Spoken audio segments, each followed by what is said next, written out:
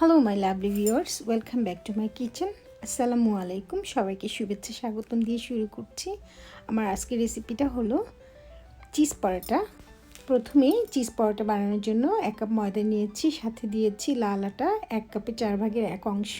এটা অবশ্য অপশনাল, দিলেও দিতে পারেন, না দিলেও চলবে। আর হালকা কুসুম গরম দুধ অথবা পানি দিয়ে আমি খামিরটা বানিয়ে নিয়েছি। আমি অবশ্যই দুধটা ইউজ করছি এখানে।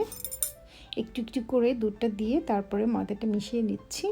ময়দাটা খুব বেশি শক্তও হবে না, নরমও হবে না, নর্মাল যে আমরা পরোটা বা রুটি বানানোর জন্য খামির তৈরি করি ওই খামিরটাই হবে। খামিরটা খুব সুন্দর করে 4-5 মিনিট ধরে মলে নিতে হবে, কোথাও যেন কোনো ময়দা বা আটা দলা পেকে না থাকে। খামিরটা তৈরি হয়ে গেছে। এবার আমি 20 থেকে 30 মিনিটের জন্য খামিরটাকে রেস্টে রেখে দেবো। খামিরটাকে রেস্টে না রেখেও ইনস্ট্যান্ট পরোটা বানিয়ে নেওয়া যায়, কিন্তু একটু রেস্টে রেখে যদি বানাই তাহলে খুব সুন্দর সফট ফ্লাপি মজাদার একটা পরোটা তৈরি হয়। তাই আমি রেস্টে রেখে দিলাম।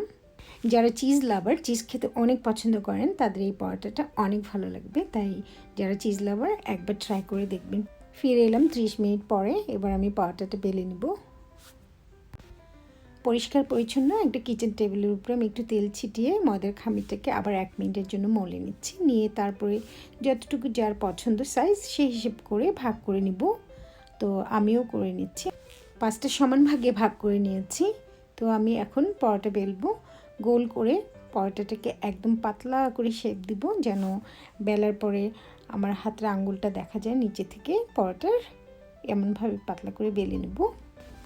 যারা আমার ভিডিওটি দেখছেন তাদেরকে অনেক অনেক ধন্যবাদ, ভালোবাসা। যারা আমার চ্যানেলটি সাবস্ক্রাইব করেছেন, পাশে আছেন, এই পর্যন্ত এগিয়ে নিয়ে এসেছেন, তাদেরকে অনেক অনেক ভালোবাসা, দোয়া থাকলো সব সময়।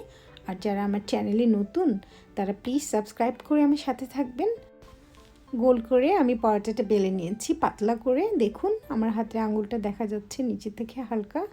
তো এইভাবেই করে নিতে হবে, কারণ পরে আবার পরোটাটাকে ফোল্ড করব যখন আমরা, তখন পরোটাটা মোটা হয়ে আসবে। তাই একেবারে পাতলা করে বেলে নিলে খুব সুন্দর হবে। পরোটাটার 2 পাশ সমান সমান করে ফোল্ড করে নিয়েছি। তারপরে মাঝখানে চিজগুলি দিয়ে দিয়েছি। চিজটা ইচ্ছা মতো দিবেন, আমি ইচ্ছা মতো দিয়েছি। তারপরে এটাকে 2 সাইড একটু একটু করে হালকা চেপে মিলিয়ে নিলাম। আর খুব বেশি চাপ দিয়ে মেলানোর দরকার নেই, কারণ যখন বেলার সময় এমনিতেই সাইডগুলি মিলিয়ে যাবে। পরোটাটা বেলা হয়ে গেছে, এবার ফ্রাই করব।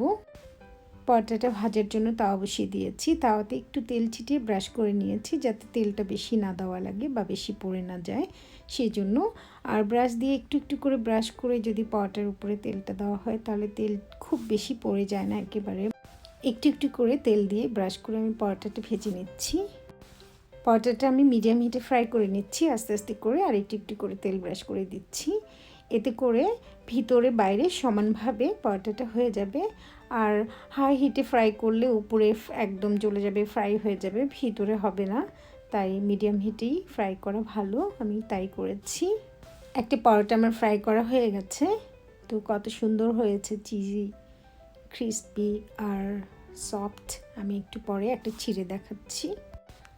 পরোটাগুলি এত মজা হয়েছিল যে চুলা থেকে শুধু ফ্রাই করে নামানোর সাথে সাথে যার যার মতো সবাই খেয়ে ফেলেছে।